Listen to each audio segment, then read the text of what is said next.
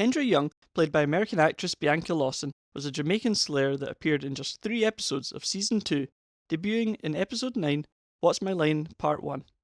She was the slayer that was called after Buffy's death at the end of Season 1. This would be the first time that 2 slayers ever existed at the same time. Is that even possible? I mean, 2 slayers at the same time? Kendra was identified as a potential slayer by the Watchers Council when she was just a very young child. Understanding the importance of this destiny, her parents gave her up to the Watcher Sam Zabuto to train as a slayer in case she was ever chosen.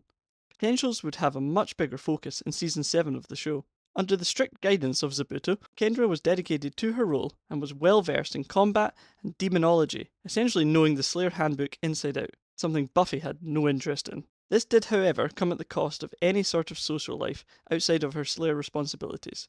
She believed such things went against what she had been taught, that a Slayer must keep her identity a secret from everyone. Did anyone explain to you what secret identity means? She was also forbidden to talk to boys. Zabuto had sensed the darkness rising in Sunnydale, so tasked with finding and stopping it, he sent Kendra. When she arrived in Sunnydale, she spied on Buffy and Angel as they kissed at the local ice rink and was like, "Vampires!" Kendra followed Angel to Willie's bar and attacked him, catching him unaware. She fought Angel and left him locked in a cage to the back of the bar, near a window where sunlight would soon dust him. Kendra then went in search of Buffy, believing her to be a vampire too. She found her sleeping at Angel's place, where fortunately, Buffy managed to avoid a lethal blow from Kendra's axe.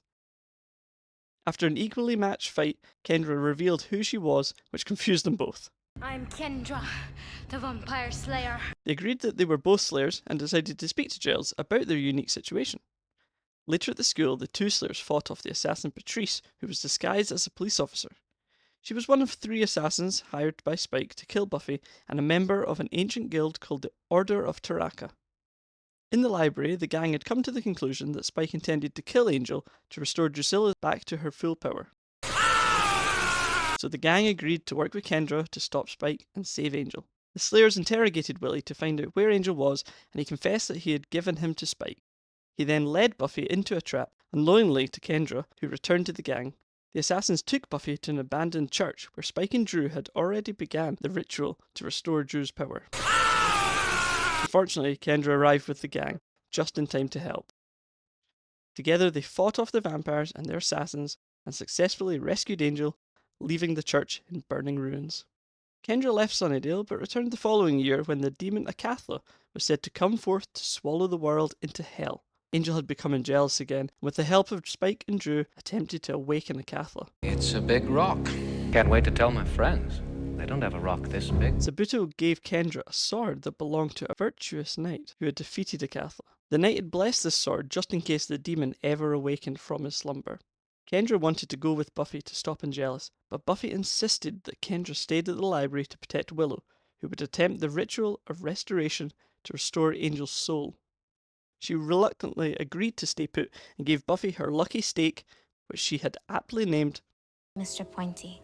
Unfortunately, in an attempt to stop Willow's spell, Drusilla and a handful of her vampire minions arrived at the library and easily overwhelmed Kendra and the Scooby Gang. Drew grabbed her by the neck, hypnotized her into a trance, and then, with a flick of her sharp, long fingernails, slit her throat. Buffy arrived too late to help and found the gang defeated and Kendra's body on the floor where Drew had left her. With the death of another Slayer, Kendra's replacement, Faith Lehane, arguably one of the best characters of the entire show, was immediately called and would make her appearance in the show next season. Along with Faith, Kendra's surname was created by Joss for a cancelled role-playing game supplement called Tea and Crossbow. They call me Kendra. I have no last name. Her surname is considered canon, but unlike Faith, has not actually appeared in any other works. The only other canon appearance of Kendra is in Season 12, Issue 4, where we see the moment of her being hypnotized by Drew. Vampire Master Hearth Frey is suddenly flooded with memories of Slayers, and these include this shot of Kendra. What did you think of Kendra? Would you have liked to have seen more of her? Let me know in the comments below, and if you enjoyed this video, please like and subscribe for more Buffy explanations. Thanks for watching.